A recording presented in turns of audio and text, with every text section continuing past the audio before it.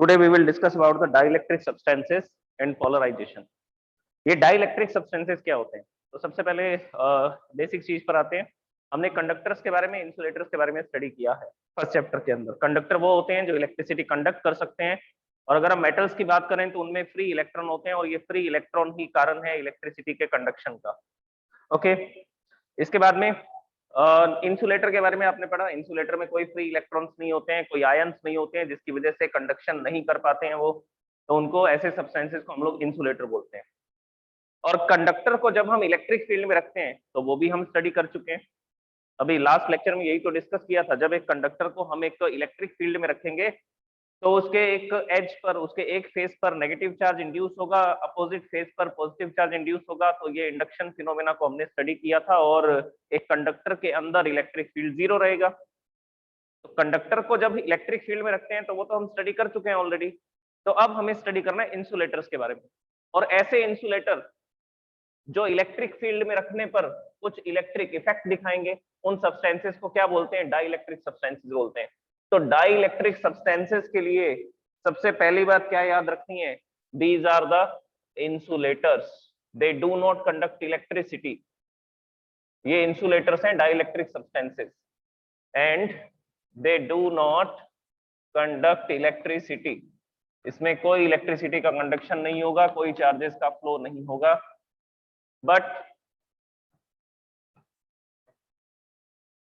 they show electric effect। ये कुछ effect represent करेंगे। they show electric effect in the presence of electric field। Electricity तो पास नहीं होगी, ये बात तो कंफर्म है, इफेक्ट दिखा सकता है कोई भी, but they show electric effect in the presence of electric field। अच्छा, ऐसे सब्सटेंसेस कौन कौन से हैं? तो इंसुलेटर जितने भी हैं वो सारे डाइइलेक्ट्रिक सब्सटेंसेस की कैटेगरी में डाल सकते हैं हम। जैसे कि हम लोग वाटर की बात करें, प्योर वाटर की बात कर रहे हैं, सिर्फ H2O के मॉलिक्यूल्स हैं, तो वो कंडक्शन नहीं कर सकता क्योंकि उसमें कोई भी फ्री आयंस नहीं है, कोई भी फ्री इलेक्ट्रॉन्स नहीं है। सो वाटर, HCl गैस की बात कर रहे हैं। आप इसको वाटर में डिसॉल्व करोगे तो एसिड बनेगा, तब कंडक्शन होगा, तब उसको इलेक्ट्रोलाइट बोलेंगे। लेकिन मैं HCl गैस की बात कर रहा हूँ, प्योर HCl। कोई इसको वाटर में डिसॉल्व करोगे तो मिक्सचर बन जाएगा ना वो, इसके बाद में सॉल्यूशन बन जाएगा, मिक्सचर बन जाएगा वो। उसकी बात नहीं कर रहे, प्योर सब्सटेंसेस की बात कर रहे हैं। Hydrogen gas, oxygen gas, nitrogen gas. So these are the insulator. NaCl sodium chloride solid form में है, तो ये क्या नहीं कर सकता? ये इलेक्ट्रिसिटी कंडक्ट नहीं कर सकता। So these are the insulators, these are the insulator. और ये जो इंसुलेटिंग सब्सटेंसेस हैं ये इलेक्ट्रिसिटी तो कंडक्ट नहीं करेंगे, लेकिन जब हम इनको इलेक्ट्रिक फील्ड में रखेंगे तब कुछ ना कुछ ये इफेक्ट दिखाएंगे। So these are called dielectric substances. तो इन सब्सटेंसेस को क्या बोला जाता है? डाइइलेक्ट्रिक सब्सटेंसेस बोला जाता है। अब ये डाइइलेक्ट्रिक सब्सटेंसेस दो तरह के होते हैं। ओके, ये तो हुई डेफिनेशन की बात। अब हम बात करते हैं इसके टाइप्स की, फिर आएंगे पोलराइजेशन पे। पोलराइजेशन क्या? So now we will discuss about the dielectric substances. First type of dielectric substances which are having polar molecules, and another kind of dielectric substances which are having non-polar molecules. Non-polar molecules. तो ये भी dielectric है, ये भी dielectric है, दोनों insulator है, दोनों ही कंडक्शन का काम तो नहीं करेंगे। अब देखिए, पोलर डाइइलेक्ट्रिक किसको बोलेंगे? पोलर डाइइलेक्ट्रिक वो होंगे जिसमें दो पोल होंगे। नाम से पता लग रहा है पोल, पोलर डाइइलेक्ट्रिक मतलब कि पोल्स होने चाहिए, एक पॉजिटिव पोल एक नेगेटिव पोल। जैसा मैग्नेटिक इफेक्ट में आप लोग पढ़ रहे होंगे, एक मैग्नेट के दो पोल होते हैं, नॉर्थ पोल और साउथ पोल। इसी तरह से एक मॉलिक्यूल के भी पोल हो सकते हैं। अब इसके लिए सबसे इंपॉर्टेंट बात यह है कि जो ये पोलर मॉलिक्यूल होते हैं वो एसिमेट्रिक होते हैं। ये एसिमेट्रिक मॉलिक्यूल होते हैं, और ये जो पोलर मॉलिक्यूल्स होते हैं ये होते हैं सिमेट्रिक मॉलिक्यूल्स। एसिमेट्रिक मॉलिक्यूल का क्या मतलब है? कि इनकी जो शेप है वो एसिमेट्रिक होती है, मतलब कि एक एटम छोटा होगा, दूसरा एटम बड़ा होगा, तो सिमिलर शेप आपको नहीं दिखेगी। तो इस केस में जैसे मैं HCl का एग्जांपल लेता हूं, तो HCl में हाइड्रोजन को हम लोग इस छोटे सर्कल से दिखाएंगे, और ये जो होगा दिस इज क्लोरीन। ये तो हमें पता ही है कि क्लोरीन एटम जो होता है उसकी जो साइज है वो हाइड्रोजन एटम से ज्यादा होता है। हाइड्रोजन एटम में क्या होता है, सिर्फ एक प्रोटॉन ही तो होता है, ये न्यूक्लियस है। इसको हम लोग H प्लस आयन बोलते हैं, इसको हम लोग H प्लस आयन बोलते हैं, तो single proton is H plus ion. Chlorine, chlorine के अंदर 17 प्रोटॉन है, 17 इलेक्ट्रॉन, 17 प्रोटॉन है, 17 न्यूट्रॉन है। ये इसका न्यूक्लियस है, फर्स्ट ऑर्बिट है, सेकंड ऑर्बिट है, थर्ड ऑर्बिट है। तो अब आप देख लो कंपैरिजन, ये क्लोरीन एटम है, ये क्लोरीन आयन है, और ये हाइड्रोजन आयन है। तो दोनों की शेप तो एसिमेट्रिक आ रही है। तो ये जो मॉलिक्यूल है ये एसिमेट्रिक शेप के होते हैं। शेप जो होगी वो रेगुलर शेप नहीं होगी। अगर रेगुलर शेप नहीं होगी तो उस केस में यहाँ पर आपको दो पोल दिखाई देंगे, एक पॉजिटिव पोल और एक नेगेटिव पोल। तो ये H प्लस आयन और ये Cl माइनस आयन। इसी तरह से NaCl का मॉलिक्यूल ले सकते हो, उसमें एक तरफ Na प्लस आयन होगा, दूसरी तरफ Cl माइनस आयन होगा, और दोनों की जो शेप है, दोनों का जो साइज है वो अलग अलग है। सोडियम एटम का साइज अलग है, सोडियम आयन, यहाँ पे Na प्लस है ना तो आयन की बात करेंगे, सोडियम आयन का साइज अलग है, क्लोरीन आयन का साइज अलग है। तो ये भी एसिमेट्रिक मॉलिक्यूल है। अगर ये एसिमेट्रिक मॉलिक्यूल है तो इसमें ऑलरेडी आपको दो पोल दिख रहे हैं, इनके पॉजिटिव और नेगेटिव का centre is not at the same point. The centre of the positive and negative charge is not at the same point. तो इसको रिप्रेजेंट करने का तरीका क्या है, एक तरफ प्लस दूसरी तरफ minus. This is here it is having positive charge, in this region it is having negative charge, so it is having different positions of positive and negative charges, positive और negative charges की different positions है। तो polar molecule को दिखाने का ये तरीका है। अब हम बात करते हैं नॉन पोलर मॉलिक्यूल्स की। अभी कुछ इंपॉर्टेंट बातें भी आपको मैं बताता हूँ इसमें। H2O के मॉलिक्यूल को भी इसमें लिखा जा सकता है। चलो एक दो डायग्राम और बना देते हैं इसमें।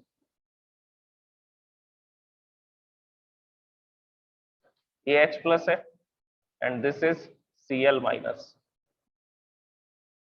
H2O में आपको पता है H plus, O minus 2 and H plus.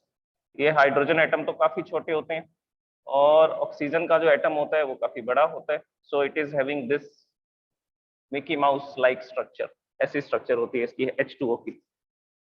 Okay, so now we will move to the, और इसका रिप्रेजेंटेशन मैंने आपको बता दिया। It is having two poles, one plus and another pole is negative pole. और नॉन पोलर मॉलिक्यूल्स में अब देखिए सिमेट्रिक शेप। सिमेट्रिक शेप जैसे कि हाइड्रोजन, हाइड्रोजन जो होती है गैस होती है H2 गैस की जो शेप है वो सिमेट्रिक शेप है, दोनों के दोनों एटम्स एक ही साइज के हैं। So this is hydrogen and this is another hydrogen.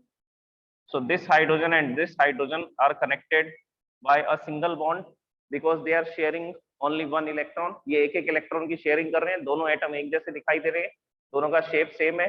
तो ऐसे मॉलिक्यूल को सिमेट्रिक मॉलिक्यूल बोलते हैं। और यही सिमेट्रिक मॉलिक्यूल कैसे होते हैं, नॉन पोलर मॉलिक्यूल्स होते हैं। इसके अलावा आप इसमें CO2 लिख सकते हैं, कार्बन डाइऑक्साइड का एग्जांपल लिख सकते हैं। कार्बन डाइऑक्साइड के एग्जांपल में देखिए, ये कार्बन है और इसके साथ में ये ऑक्सीजन दिखाते हैं हम, और इस तरफ भी एक ऑक्सीजन दिखाते हैं। So this is CO2 molecule. ये जो मॉलिक्यूल आपको दिखाई दे रहा है दिस इज CO2 मॉलिक्यूल। फिर से सिमेट्रिक है, फिर से जो इसकी शेप है वो कैसी है, सिमेट्रिक, क्योंकि तीनों के अंदर ही टू ऑर्बिट्स हैं। कार्बन भी 2 ऑर्बिट, ऑक्सीजन की भी 2 ऑर्बिट होती हैं, और इस ऑक्सीजन की 2 ऑर्बिट्स हैं। तो लास्ट वाली ऑर्बिट में तो वैसे भी इलेक्ट्रॉन की शेयरिंग हो रही है, तो उस केस में ये जो मॉलिक्यूल है ये सिमेट्रिक मॉलिक्यूल दिखाई देते हैं। और इनका जो पॉजिटिव और नेगेटिव चार्ज का सेंटर है they will coincide at the same point, they are not having different poles। इनका जो पॉजिटिव और नेगेटिव चार्ज का सेंटर है वो एक ही पॉइंट पर होगा।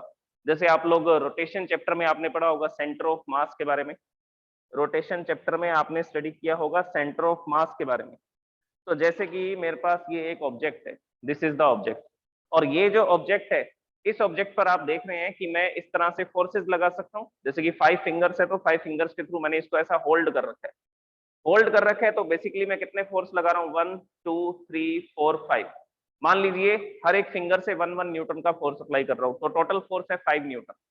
और मैं इसी चीज को बैलेंस कर सकता हूँ कैसे, इसके सेंटर में ये मैंने फोर्स लगाया, तो मैंने ये 5 न्यूटन का फोर्स बिल्कुल इसके सेंटर में लगाया। सो this is called centre of mass, इसको सेंटर ऑफ मास बोलते थे। तो आप इसको ऐसा भी बैलेंस कर सकते हैं ये डिस्ट्रीब्यूटेड फोर्स लगा करके, और आप इसको एक ही पॉइंट पर सारा फोर्स लगा दीजिए, उस पॉइंट पर पूरा का पूरा इसका मास कंसंट्रेटेड रहेगा, that is called centre of mass. इसी तरह से सेंटर ऑफ चार्ज भी होता है, इसी तरह से सेंटर ऑफ चार्ज भी होता है, जैसे सेंटर ऑफ मास होता है वैसे सेंटर ऑफ चार्ज भी। तो यहाँ पर इन मॉलिक्यूल्स के अंदर जो नॉन पोलर मॉलिक्यूल्स हैं, इनमें क्या होता है, इनमें पॉजिटिव और नेगेटिव चार्ज यूनिफॉर्मली डिस्ट्रीब्यूटेड रहता है, यूनिफॉर्मली डिस्ट्रीब्यूटेड रहता है। इस वजह से इनमें पॉजिटिव और नेगेटिव चार्जेस आपको ऐसा सेपरेटेड नहीं मिलेंगे, पॉजिटिव और नेगेटिव चार्ज का सेंटर आपको एक ही पॉइंट पे मिलेगा। तो इसके लिए हम लोग क्या स्टेटमेंट यूज करते हैं, the positive and the centre of the positive and negative charge coincide. Positive charge का सेंटर, पूरे मॉलिक्यूल का जो पॉजिटिव चार्ज है उसका सेंटर, और पूरे मॉलिक्यूल का जो नेगेटिव चार्ज है उसका सेंटर, दोनों एक ही पॉइंट पर है, कोइंसाइड कर रहे हैं बस। तो इस मॉलिक्यूल में आपको कोई भी पॉजिटिव और नेगेटिव चार्ज नहीं दिखेंगे।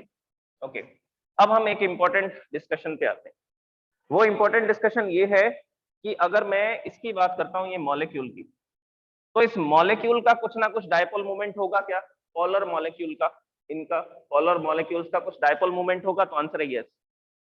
तो डायपोल मोमेंट की डायरेक्शन आपको पता है, माइनस से प्लस की तरफ, तो माइनस से प्लस की तरफ, this is the dipole moment of the molecule.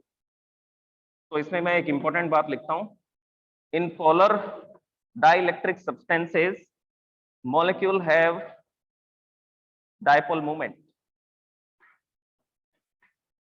one molecule, or you can say that each molecule have dipole moment, each molecule have dipole moment। ये इंपॉर्टेंट बातें हैं जो मैं यहाँ पे लिख रहा हूँ। आपको पता है पेपर एमसीक्यू आने वाले, एमसीक्यू आने वाले, तो आपको ये चीजें क्लियर होनी चाहिए, कंसेप्चुअल आपको स्टडी करनी पड़ेगी।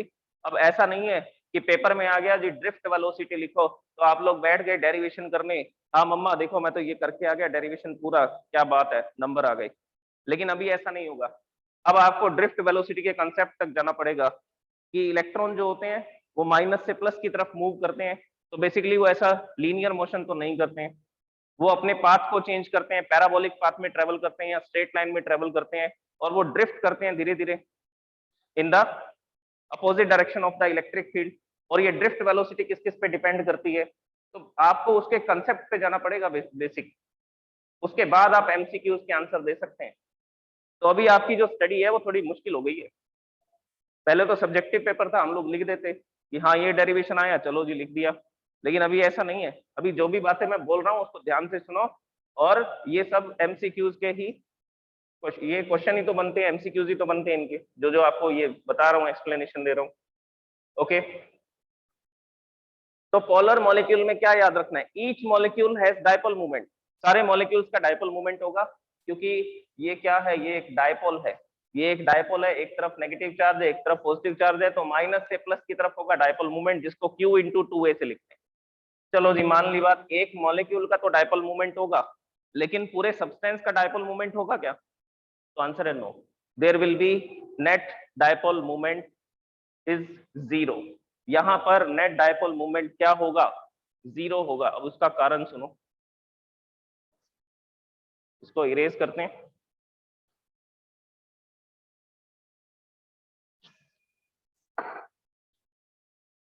तो अभी मैं यहाँ पे आपको एक्सप्लेनेशन देता हूँ, पोलर के बारे में लिखते हैं। चलो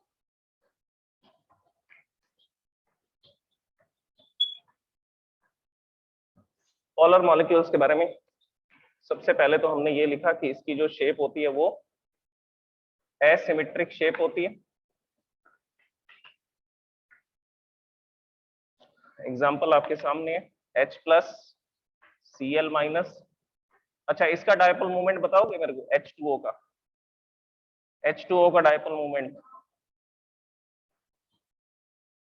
तो आंसर है जी इसका डायपोल मूवमेंट दो डायरेक्शन में होगा। आपको नेट डायपोल मूवमेंट कैलकुलेट करना पड़ेगा।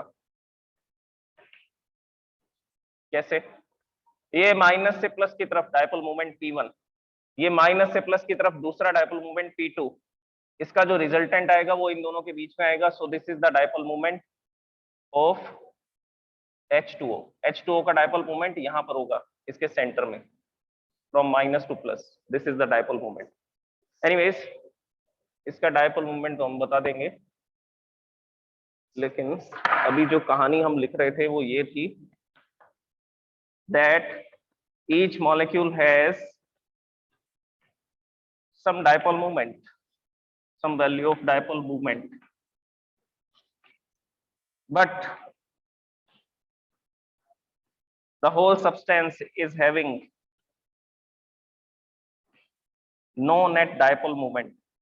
नो नेट डायपोल मूवमेंट का मतलब है कि सब्सटेंस का नेट डायपोल मूवमेंट क्या होगा, जीरो होगा। सब्सटेंस का नेट डायपोल मूवमेंट जीरो क्यों है, कोई कारण, कोई स्पेशल रीजन?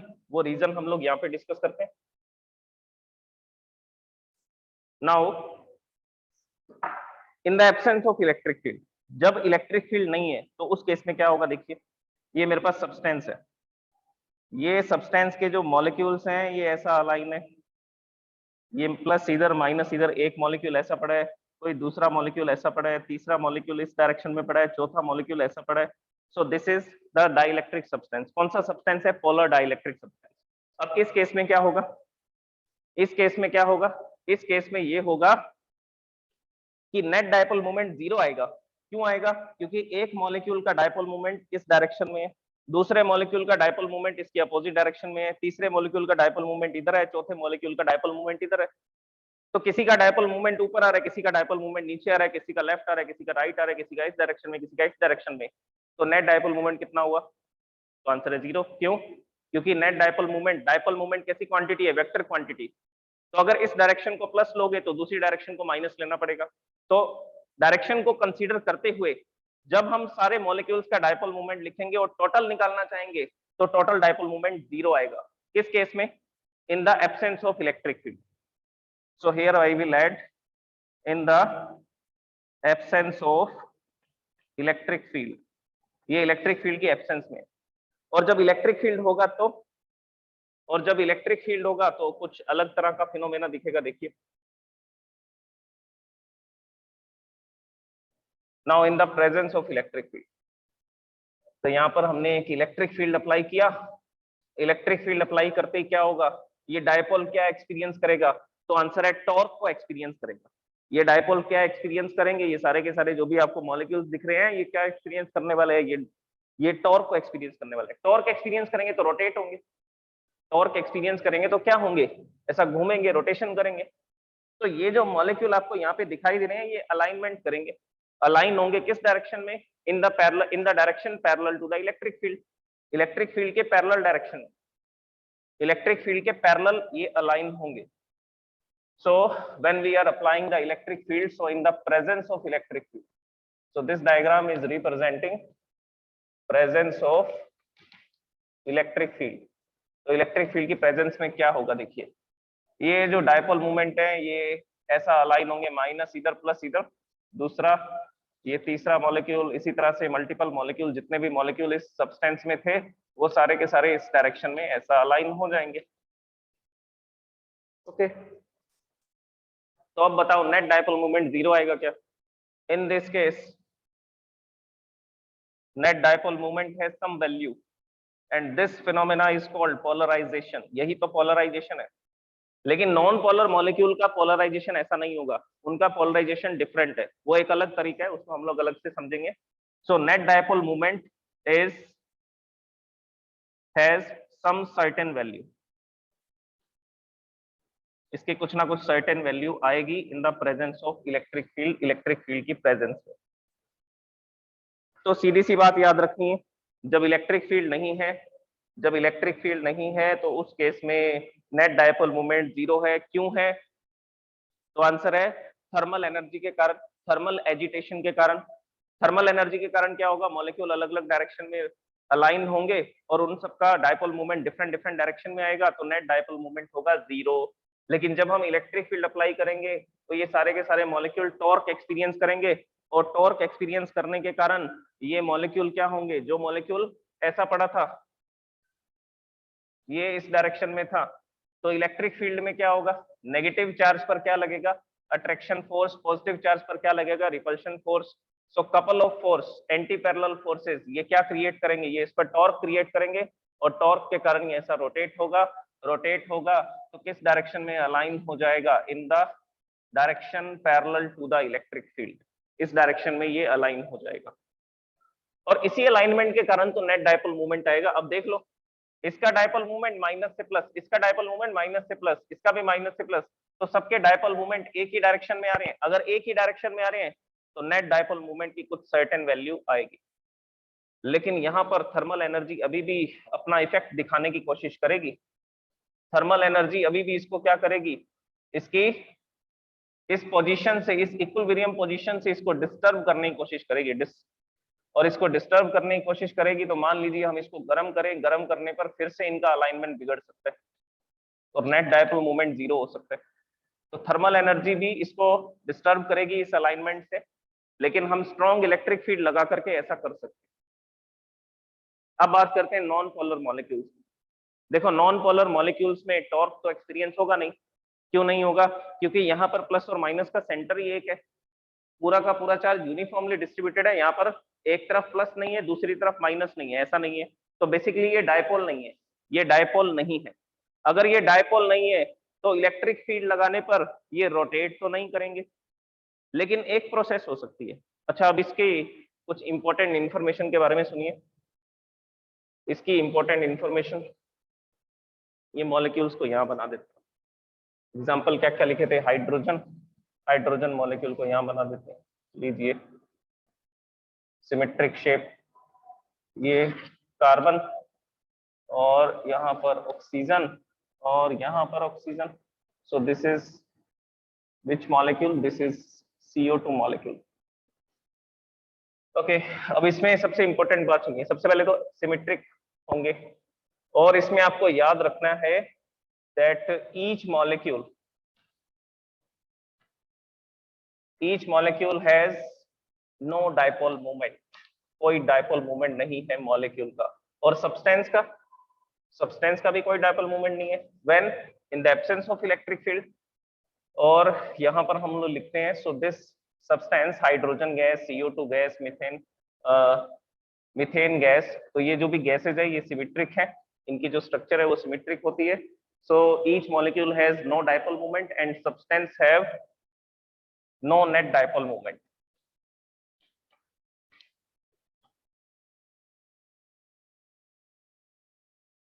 तो ये किसी भी तरह के टॉर्क को एक्सपीरियंस नहीं कर रहे। डायपोल मोमेंट का मतलब क्या है? टॉर्क एक्सपीरियंस करना। तो ये टॉर्क को तो एक्सपीरियंस ही नहीं कर रहे। तो बेसिकली यहाँ पर मैं इसको लिखना चाहूंगा, इसके डायग्राम को, इसके स्ट्रक्चर को ऐसा दिखाया जाता है कि इसके प्लस और माइनस का सेंटर एक ही पॉइंट पर है। इसमें क्या था? एब्सेंस ऑफ इलेक्ट्रिक फील्ड में ये सारा प्रोसेस मैंने किसमें बताया था? एब्सेंस ऑफ इलेक्ट्रिक फील्ड में बताया था। तो एब्सेंस ऑफ इलेक्ट्रिक फील्ड में क्या है? पोलर मॉलिक्यूल का कुछ ना कुछ डायपोल मूवमेंट है, पोलर मॉलिक्यूल का कुछ ना कुछ डायपोल मूवमेंट होगा। ईच मॉलिक्यूल, इस मॉलिक्यूल का इधर डायपोल मूवमेंट है, इस मॉलिक्यूल का इस डायरेक्शन में डायपोल मूवमेंट है। तो जिस डायरेक्शन में ये अलाइन है उसी डायरेक्शन में इसका डायपोल मूवमेंट है, माइनस से प्लस की तरफ। So molecule has dipole movement but substance have no dipole movement in the absence of electric field. इसमें ये जो मैंने कहानी लिखी है, ये सारी कहानी किसकी है? एब्सेंस ऑफ इलेक्ट्रिक फील्ड की है। अभी इसका डायग्राम से मैं आपको एक्सप्लेन करता हूँ। चलो डायग्राम में लिखेंगे एब्सेंस ऑफ इलेक्ट्रिक फील्ड। तो इसमें याद रखना है मॉलिक्यूल का भी डायपोल मूवमेंट नहीं है। अगर मॉलिक्यूल का डायपोल मूवमेंट नहीं है तो सब्सटेंस का कैसे होगा? सब्सटेंस का डायपोल मूवमेंट भी 0 होगा। अब इसको डायग्राम से समझिए, नॉन पोलर मॉलिक्यूल्स के साथ क्या होगा इन the absence of electric field. So here E is 0, E0 is representing that there is the absence of electric field। तो यहाँ पर इलेक्ट्रिक फील्ड की एब्सेंस है। तो उस केस में ये जो मॉलिक्यूल्स हैं ये ऐसा रहेंगे, ये मॉलिक्यूल ऐसा दिखेंगे, ठीक है जी। और जब इलेक्ट्रिक फील्ड प्रेजेंस होगा तो so it is having no dipole movement of molecule and no net dipole movement of the substance. Substance का भी डायपोल मूवमेंट 0, मॉलिक्यूल का भी डायपोल मूवमेंट 0। लेकिन जैसे ही हम यहाँ पर इलेक्ट्रिक फील्ड अप्लाई करेंगे तो यहाँ पर एक प्रोसेस देखने को मिलेगी। वो प्रोसेस होगी जिसमें नेगेटिव चार्ज, मतलब इलेक्ट्रॉन्स तो अट्रैक्ट होंगे इलेक्ट्रिक फील्ड के अपोजिट डायरेक्शन में, और जो प्रोटॉन्स होंगे, जो न्यूक्लियस होंगे, उन पर फोर्स लगेगा इलेक्ट्रिक फील्ड की डायरेक्शन में। So here an electric field is present. So when we are placing this hydrogen gas, CO2 gas in this electric field, then they will experience some force। देखिए अब इनके साथ क्या होने वाला है इन मॉलिक्यूल्स के साथ, जैसे एक सिंगल एटम की बात करते हैं, फॉर एग्जांपल ये प्रोटॉन है और ये फर्स्ट ऑर्बिट में इलेक्ट्रॉन्स है, फॉर एग्जांपल बात कर रहे हैं ऐसा। अब जैसे ही मैं इलेक्ट्रिक फील्ड अप्लाई करूंगा तो क्या होगा, तो आपको पता है कि ये जो इलेक्ट्रॉन्स हैं ये इलेक्ट्रिक फील्ड के अपोजिट डायरेक्शन में जाएंगे, और ये जो प्रोटॉन है ये प्रोटॉन इलेक्ट्रिक फील्ड की डायरेक्शन में रिपल्शन फोर्स एक्सपीरियंस करेगा। अगर ये रिपल्शन फोर्स एक्सपीरियंस करेगा तो प्रोटॉन यहाँ तो नहीं रुकना चाहिए, प्रोटॉन किस तरफ जाना शुरू हो जाएगा, प्रोटॉन जाना शुरू हो जाएगा इलेक्ट्रिक फील्ड की डायरेक्शन में, इस डायरेक्शन में, और जो इलेक्ट्रॉन्स हैं उनकी जिस ऑर्बिट में वो थे वो ऑर्बिट्स ऐसी हो जाएंगी। तो प्लस और माइनस का सेंटर अब एक नहीं रहेगा, प्लस और माइनस का सेंटर क्या हो जाएगा, अलग अलग हो जाएगा। जो चार्ज यूनिफॉर्मली डिस्ट्रीब्यूटेड था अब यूनिफॉर्मली डिस्ट्रीब्यूटेड तो रहा ही नहीं, क्योंकि इलेक्ट्रिक फील्ड ने इस मॉलिक्यूल की, इस एटम की स्ट्रक्चर को डिस्टॉर्ट कर दिया। डिस्टॉर्ट करने का मतलब है इसकी स्ट्रक्चर को बिगाड़ दिया। क्या होगा, ये जो प्रोटॉन है, ये जो न्यूक्लियस है, ये इलेक्ट्रिक फील्ड की डायरेक्शन में जाएंगे, इलेक्ट्रॉन जाएंगे इलेक्ट्रिक फील्ड के अपोजिट डायरेक्शन में। तो इन पर क्या लगेगा, एक पुल लगेगा। पुल लगने से क्या होगा, ये मॉलिक्यूल ऐसा क्या हो जाएगा, स्ट्रेच हो जाएगा। स्ट्रेच होते ही यहां पर एक तरफ आ जाएगा नेगेटिव चार्ज, दूसरी तरफ आ जाएगा पॉजिटिव चार्ज। तो इलेक्ट्रिक फील्ड के अपोजिट डायरेक्शन में तो इलेक्ट्रॉन जा रहे हैं, इलेक्ट्रिक फील्ड के अपोजिट डायरेक्शन में तो इलेक्ट्रॉन जा रहे हैं, और प्रोटॉन न्यूक्लियस इलेक्ट्रिक फील्ड की डायरेक्शन में। तो यहाँ पर क्या होने वाला है, यहाँ पर इसकी स्ट्रक्चर में चेंजेस आएंगे, और स्ट्रक्चर में चेंजेस आते ही ये ऐसा दिखना शुरू हो जाएगा। तो इसको, इस डायग्राम को ऐसा बनाएंगे, so here minus and plus, another molecule is also getting distort in the presence of electric field. जितना ज्यादा इलेक्ट्रिक फील्ड आप अप्लाई करोगे उतना ज्यादा पोलराइजेशन आपको दिखेगा। तो दोनों का पोलराइजेशन का रीजन सेम है क्या, तो आंसर है नो, दोनों के पोलराइजेशन का रीजन सेम नहीं है। इसका पोलराइजेशन देखो, पोलराइजेशन का मतलब समझ लो पहले तो क्या है। पोलराइजेशन का मतलब है कि सब्सटेंस का नेट डायपोल मोमेंट कुछ ना कुछ आना चाहिए, बस, दिस इज पोलराइजेशन। तो अगर हमने सब्सटेंस में कुछ डायपोल मोमेंट क्रिएट कर दिया, जैसे यहाँ डायपोल मोमेंट 0 था, यहाँ पे डायपोल मोमेंट 0 था, आपने कुछ डायपोल मोमेंट क्रिएट कर दिया, डायपोल मोमेंट की कुछ सर्टेन वैल्यू आ गई, मतलब कि पोलराइजेशन हो गया। तो इसमें पोलराइजेशन का अलग रीजन है। नेट डायपोल मोमेंट 0 था, लेकिन जैसे ही इलेक्ट्रिक फील्ड लगाया सारे मॉलिक्यूल अलाइन हो गए इन the direction of electric field, electric field की डायरेक्शन में अलाइन हो जाएंगे।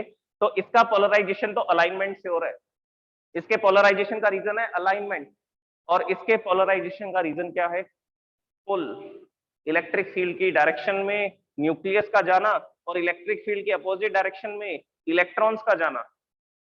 तो जो इलेक्ट्रॉन्स हैं वो इलेक्ट्रिक फील्ड के अपोजिट डायरेक्शन में जाने वाले हैं, और जो प्रोटॉन्स हैं, जो न्यूक्लियस है, वो इलेक्ट्रिक फील्ड की डायरेक्शन में जाने वाले हैं। So they will experience a pull in the direction of electric field and in the opposite direction of electric field, so that its positive and negative centers, positive and negative charges centers will not coincide at the same point.